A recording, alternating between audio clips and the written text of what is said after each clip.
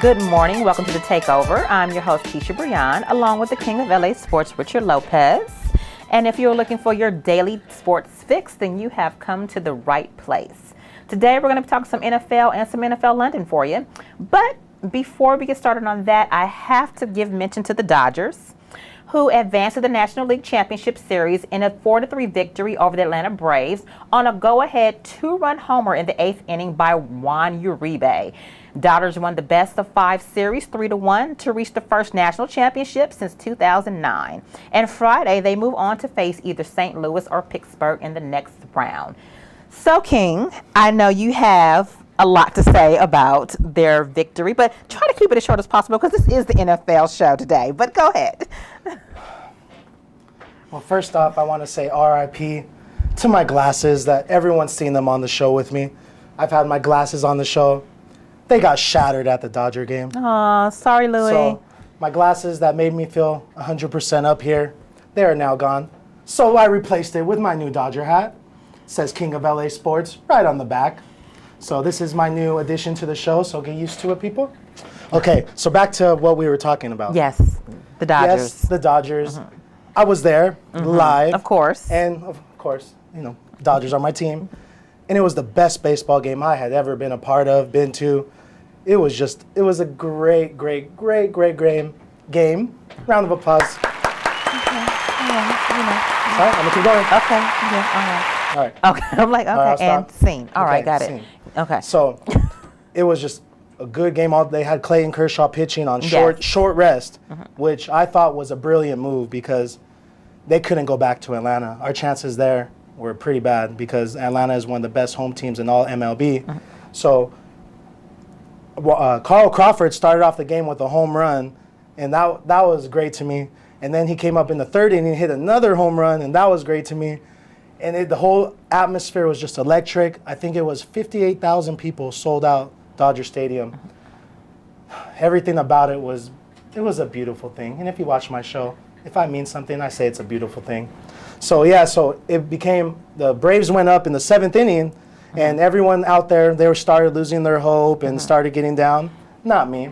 I'm a big believer in my teams. Okay. So I was believing to the very end. Puig, it's almost like a movie. Puig was the one that energized the whole team throughout the entire year, and he was the one that got the start-off single in the 8th inning, got to second base. Juan Uribe comes up. The coach, Don Mattingly, tells him to bunt so he can move Puig over. That doesn't happen. It doesn't happen. The second time he tries, it doesn't happen. And all of a sudden, he takes 2 balls after that because Mattingly said swing away. Third count was 2-2. The pitcher throws a hanging curveball. Uribe took it out of the park, and probably one of the biggest home runs in Dodger history. And I happened to be right there. It landed like 6 rows behind me. And if you watch the replay on that show, Is that how your glasses got smashed up? no, my glasses. Okay. No, my glasses actually got smashed on the Dodger game on that Sunday. Oh, okay. The day before. Oh, you double dipping. I Okay, got I you. double dipped, and I was. Okay. It sucked because I was real worried that the Dodgers were going to lose because I didn't have my glasses with me. I'm very superstitious. Okay. Writing's on the wall. All right. So All right. all of a sudden, Uribe hits that home run, and I'm watching it. Just goes over me. It seemed like 20 seconds. It was amazing. I'm running through the aisles, hugging people I don't even know. People are jumping over aisles, hugging each other. It was crazy. But, yeah, with all that said and done, Jansen came in the 9th inning, struck out the side. Dodgers move on. All the people on Facebook, they got to shut their mouth now because all I heard was Choptober and the Dodgers are going to be chopped up by the Braves, chop this. And it was funny because the Dodger fans started doing the Braves chant. Oh, and sorry, Braves. Okay. Sorry, Braves. Not But- really, but okay. Yeah, not really. All right. It's just this. It might be our year. I think it's our year. Well, You you know, know. I hope for your sake it is.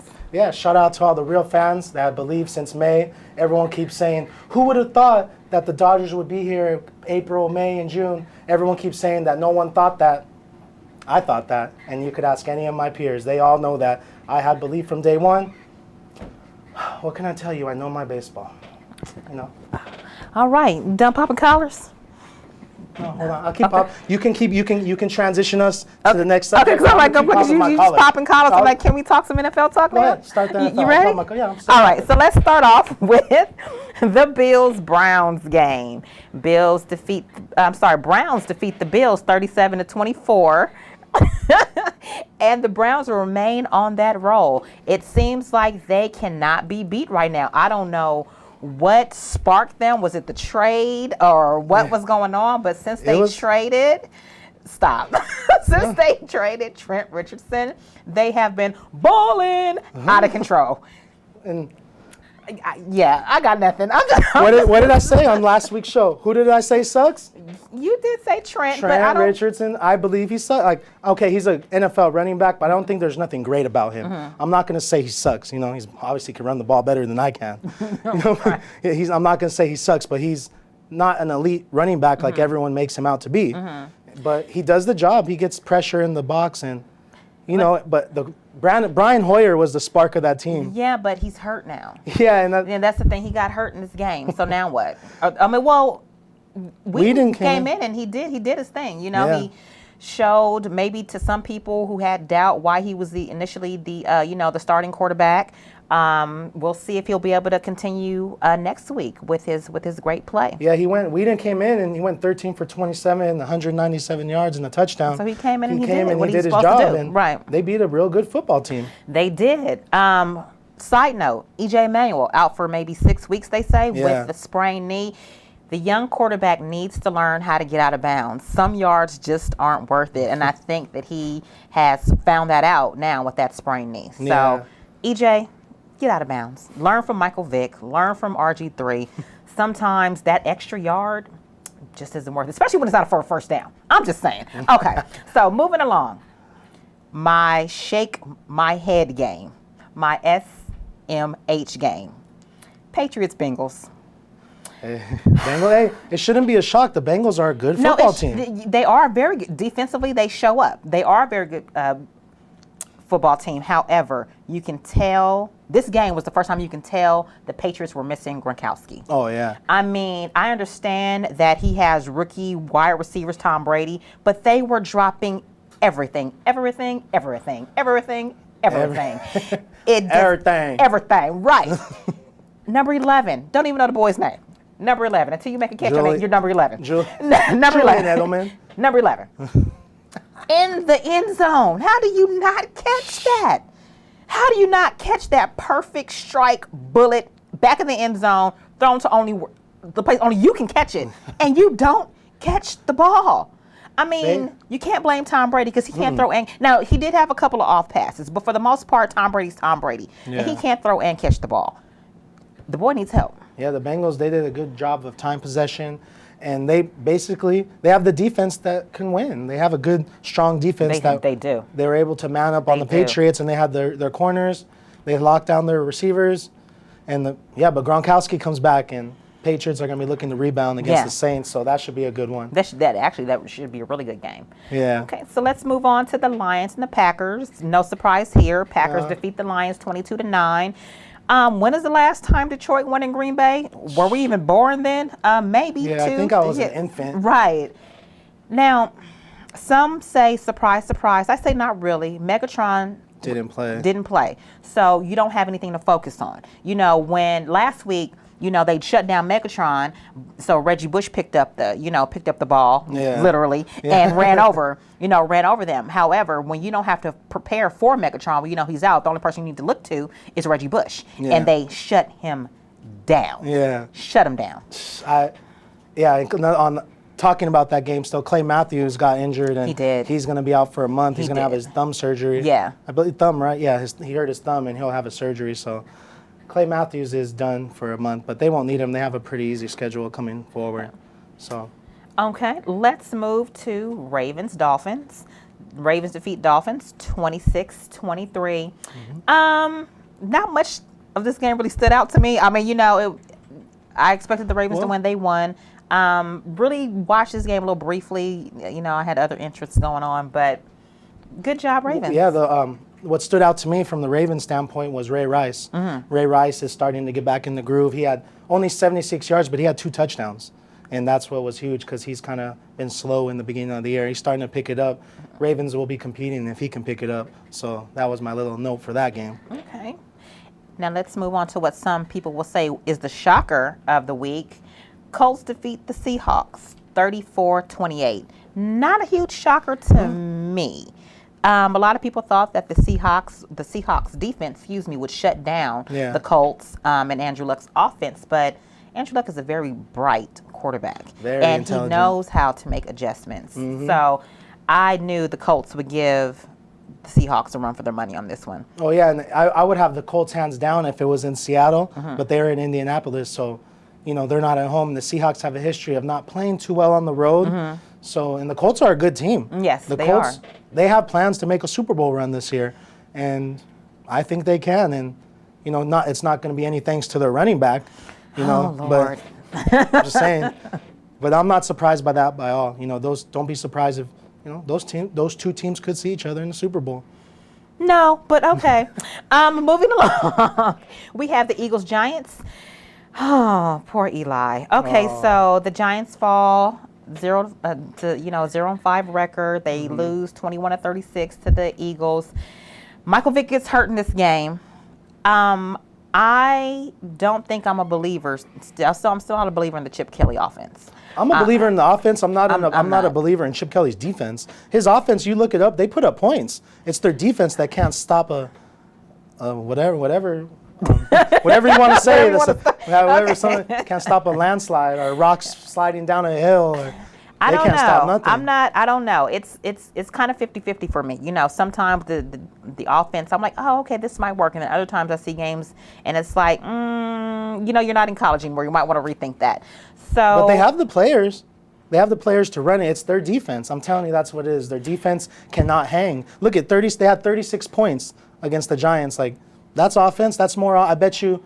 I have a feeling. I don't know the stats, but I believe they're averaging more points they did in the first 5 games this year than they did last year. Well, yeah, because it's a high power offense, a fast paced, high power offense, which thrives off the passing game. So, yeah, they're going to put up points, but at the same time, how long do you think you'll be able to keep up with this? I don't know, but go ahead. No, here's my shocker of the week to everyone. Where's my camera? Tom Coughlin should be fired. You heard me. What happened? Tom Coughlin, 0-5, New York Giants. I think he should be fired. Why? Okay. So he has one bad season, and a lot of it's not his fault. Fire him? Really? Fire him. Why? It's a "what have you done for me lately" type of thing. Look, and get who? A young up and coming coach. No. He might have lost the team. No, I think he should be fired. I don't know. It's my opinion. What has he done lately? He is an awesome coach. He is a good. Yeah, he was. No, he still is. He was. Okay, a coach. Here's the thing. A coach can only do so much. I can coach you as a player, but as a player, it's up to you to produce what I've taught you. But he's getting out-coached. That's not necessarily true. Okay, their defense is beat up. I don't know who made this decision, but gave up O.C. Umenyiora. Justin Tuck was hurt. Pierre Paul hurt. So it's like the core of their defensive line is not there. So I think Justin Tuck is back now. Yeah. O.C. Umenyiora, he's in Atlanta, so he's not coming back. He's not doing too well either. We can get to that. Yeah, we can get that later. He actually had a pretty good game this go around though. So you can't put it all on him. The defense also has to step up to the plate and step up to the game, and they haven't been doing that. So it's just my opinion. And then Eli also, I don't know what's going on. I don't know. As a quarterback, you have to have a very short memory. You have to kind of have like amnesia, like from play to play. And I don't know if his mind's not in, or if he's just going through something. But Eli is not. He's not the quarterback he was a year ago. He's trying to do too much. He's trying to make plays when they're not there. He's trying to basically be his brother. But he can't, he can't do it. It's funny because Eli is last quarterback in the league right now, and Peyton's number one. So the Mannings, they have a Manning sandwich on all the rest of the quarterbacks in the league. Love to be a fly on that wall at the dinner table. table. Yeah, but I know. Look up some stats. Tom Coughlin, he didn't have too great of a year last year either. So since they won the Super Bowl last, they haven't been doing too well. And if you're the GM, how are you going to pay all these guys all this money and then not produce? Who's going to be the first to go if they don't win a game? It's always the coach is the first to go. They're always the first one to blame. 0-5. But you can't. I'm just saying you can't always blame the coach in certain situations. Yes, they're always going to be they're going to be the scapegoat. You can have freaking Seifer as a coach, and you go 0-5, he's going to be, the issue. And I'm just saying it's not always the coach. Hey, look what they did to Tony Dungy. He won the Super Bowl, and then he had 1 year bad, and 2 years, maybe not even 2 years. And they got rid of him. And it wasn't his fault. That's the point that I'm trying to make. But I'm just saying, like, he's got to go. I'm just saying that's my point, though. I'm not saying he's a bad coach. I'm saying, sometimes you lose your team. It might be time to go. Okay. It's time to hang it up. He got some Super Bowl rings. He's known as the Bill Belichick stopper. Time to hang it up. Okay. Go in the Hall of Fame. Do your thing. Okay, so let's move on to the Chiefs and Titans. Chiefs are now 5-0, 26-17. They whooped on the Titans. Congratulations, Alex Smith. I give you props every week. Like I said, I never had anything against you personally. I just didn't think you were a good fit for the Niners. So he's doing what Alex Smith does. He doesn't turn over the ball. He manages the clock, in the game well, and he's a very conservative quarterback. So with those things in his favor, as long as you can keep the other team's offense off the field, you're pretty much guaranteed to win. And the Chiefs' defense, there ain't nothing to be messed with. Right. So and there's rumors going out around there that if the Falcons keep losing, that they're going to trade Gonzalez back to Kansas City so he can have his one opportunity to get a Super Bowl. And plus, he's going to retire there. Would they really be that unselfish? Maybe, because you got to think about it this way. Gonzalez did them a favor. They all begged him to come back. Yes. To try for the Super Bowl run. So why wouldn't they do him a favor, letting him? Because they're going to retire there anyway. Other than Julio Jones, who else do they have? Why would they do that? They have Roddy White. But see, that's what I'm saying. If by the trade deadline, if the Falcons are completely out of it, they owe it to the guy. He didn't want to come play, but they made him. So why not trade him? The Chiefs will pay the rest of the salary. He wants to retire there anyway. He's going to retire there. So why not at least give him a chance? I don't see the organization being that generous. And now I'm just, I think they would. Gonzalez he's done his work in this league. So if anyone deserves that respect, he's like one of the greatest tight ends ever. Yeah, ever. Arguably the best. You're right. So we'll see. That remains to be seen. That's an interesting point that you bring up. Yeah, the Chiefs they're 5-0, so watch out for them. They're going to lose next week versus the Raiders, but they have a good team. You are so cute. That's cute. You know what? Since you brought up the Raiders, let's go to the Raiders. Let's do it. And let's they beat the Chargers. They beat the Chargers 27-17. This was a late game. It was a Thursday night game because of the baseball, so they had to get the field ready. The Chargers ended up coming into Oakland, 8:30 game, 8:30 Pacific time, 11:30 Eastern time. Maybe the Raiders should play every game on Thursday at 8:30, right? That's what I was thinking. That was a beautiful Sunday for me because I went and I watched the Dodger game. The Dodgers shot out again in football. Yeah.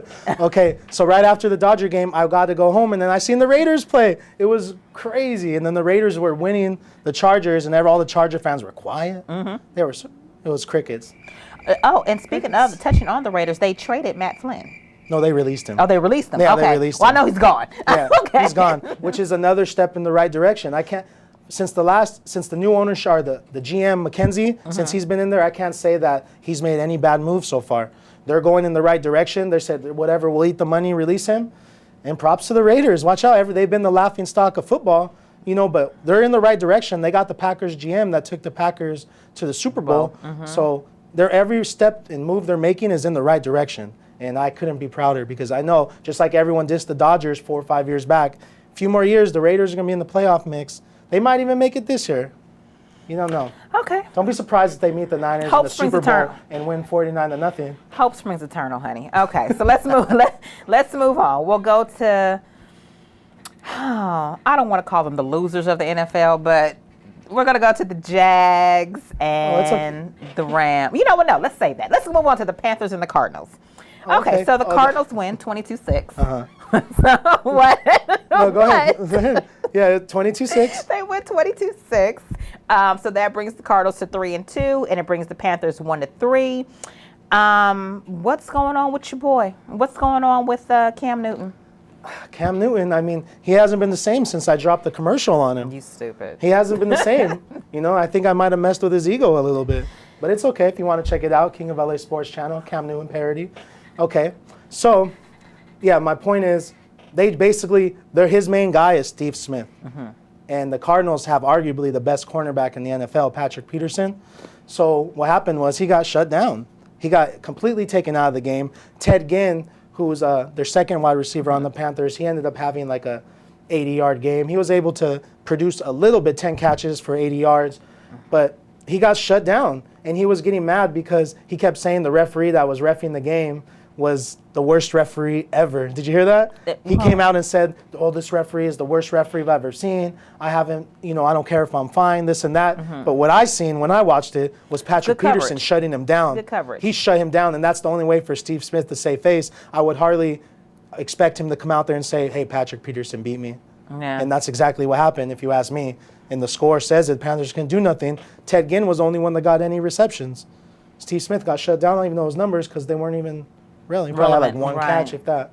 Okay. So let's move on to the Broncos and the Cowboys. Yeah. This was an awesome game. Okay, now, this was a shootout. Broncos take it, 51-48.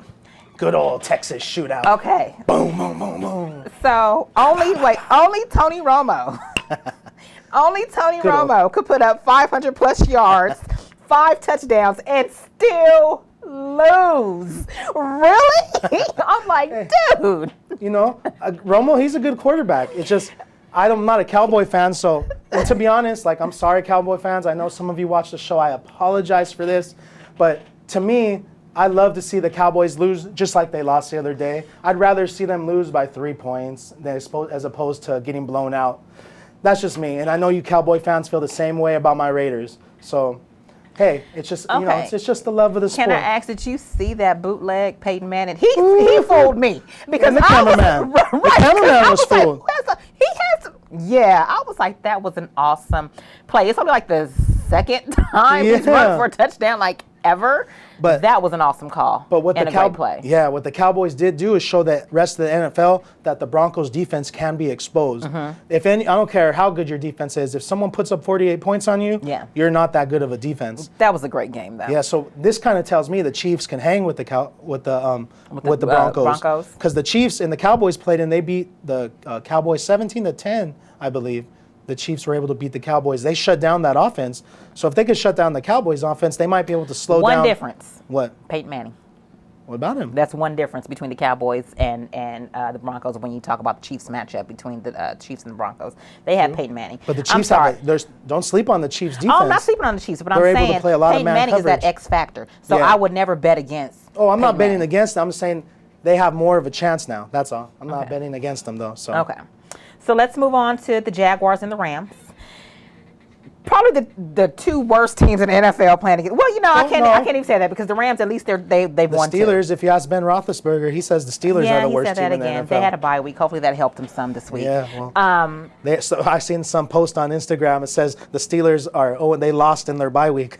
They played the bye week and lost. Yeah, but hey, I wouldn't put it past. Yeah, okay, we're gonna say that for the next show. It's all right. Okay, so the Jaguars lost. Big surprise there. Yeah. 20-34 to the Rams, and they lost their first round draft pick, Luke Jokel, right, for the rest of the season. Well, he wasn't doing much anyway. I'm saying though, you go with your first round draft pick out for the season. Can it get any worse for them? Well, it might get worse. They could end up losing Maurice Jones-Drew. That would make it, that would make it a lot worse for them. That would make it worse. That would make it a lot worse. I got a few things on the Jags that will make them. They're on the up and up, but we'll talk about that in our next segment, the London segment. Yes. But Jaguars, they're on the up and up, but they lost Rams 34-20. So. Yeah, that game wasn't. It's not much to talk about. Let's move on to the Texans and the 49ers. 34-3. Niners win that one. Defense. I'm sorry. I love you, Cap. Where's my camera? Love you, Cap. Ever in the town, look me up. All right. Okay. Ooh. But, it was the Niners defense that won that. Kaepernick didn't have a good game at all, according to Kaepernick standards. He didn't have a good game at all. But the defense, as broken as that defense is, you have everybody stepping up, filling in the gaps where they need to be filled in. Patrick Willis still not playing. The Smith boy, Alden Smith. Oh, yeah. He's still out indefinitely. But Navarro Bowman stepped up. Ed Reed, rookie, stepped up. defense showed up and showed out. What can you say? Now, as long as the 49ers defense continues to play like this, they're a force to be reckoned with. Yeah. And Gore had a good game too. Gore had an excellent game. Now, just imagine. Okay, we'll save that for next segment. Go ahead. No, yeah, they are good. But before we take a break, we'll get into our final game, which is the Jets and the Falcons. Monday Night Football. Monday night. That was actually a really good game. That was a good game. I had to watch that game later on when I got home. I was at the Dodger game. Dodgers shout out. That was on Monday. So when I got home, I got to see the Jets and the Falcons, and I was completely surprised that the Jets won. But we might have seen the emergence of Geno Smith. Geno Smith, as I said before on previous shows, by no means am I a Jets fan. However, as long as Geno Smith is starting, I would like the Jets to win every game just to prove a point that Mark Sanchez should not be playing. So I like to call him Magical Geno. Magical Geno? The Magical Geno. It's like Mark who? Okay, so but maybe they changed it from Gets, Jets to Geno. No. Geno, I don't know, something. They can change it. No, Geno, Geno, go. There it is. There it is. Trademark. There you go. Poor man's trademark right now. I'm going to date the show. No such thing. But go ahead. Okay. But no, Geno went 16 for 20, 200 yards and 3 touchdowns. He showed great poise at the end of that game for a rookie quarterback. He's very calm and what most would deem a hectic situation or circumstance. He did what he was supposed to do to make sure his team won the game. And the flip side to that, Matty Ice, to me, he chokes, he freezes, and not in a good way, Matty Ice. I don't know. I don't know what's going on with him. They want to put him or rank him as one of the top quarterbacks in the league, but you're not showing up. You're not showing up. You're not producing. Yeah, I think it's their offensive line.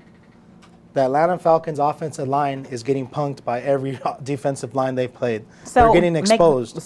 As a coach, make the adjustment. That's the problem with Mike Smith. He's real predictable as a coach.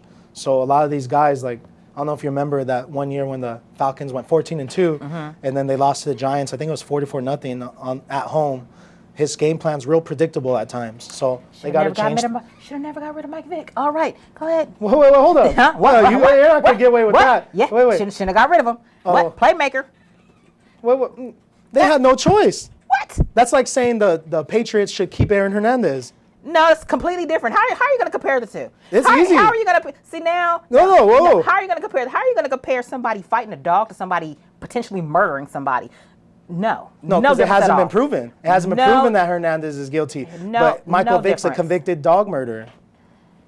He's not a convicted dog murderer. It was dog fighting. That's first. But he executed dogs, and dogs were murdered, they were buried in anything. They were buried in his backyard. He did not execute anything. They were buried in his backyard. That don't mean he did it. No, but there's babies buried in the backyard of the Vatican. Don't mean the Pope did it. So I'm like, what? No.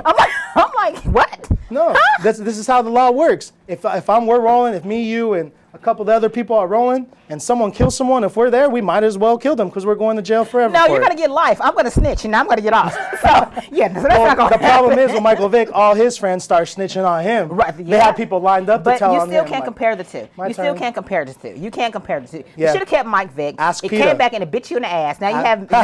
the dogs. I like that one. The dogs. Ask PETA if it's not a big deal. You know what? I'm a PETA fan. I support PETA. I support everything green. Everything. Me too. Green all the way. Love it. It's great being on top of the food chain. They shouldn't have traded him. They should not have traded. They didn't trade him. They had to let him go because he went to jail. That's what I mean. I'm sorry. They had to release him. But they should have picked him back up. They should have picked him back up once if Plexico Burrs can get another job. Okay, you know what? Let's take a commercial break. We will be right back after this short commercial break. Welcome back. We have just been informed by our beautiful floor director that we have run out of time, so we need to go ahead and wrap this up. So, KOLAS, let the people know where you can be found. Camera. Richard Lopez, King of LA Sports. You can find me under the King of LA Sports on YouTube, Instagram, and Facebook. Subscribe to the channel, like the page. You can find me on Twitter, Rich Lopez, KOLASE. Spree. Okay, you can find me on YouTube at Khisha Brijon. That is all that we have for you today. Until next time, may the sports be with you. And remember, when you live life rich, you'll never be poor. Have a blessed day.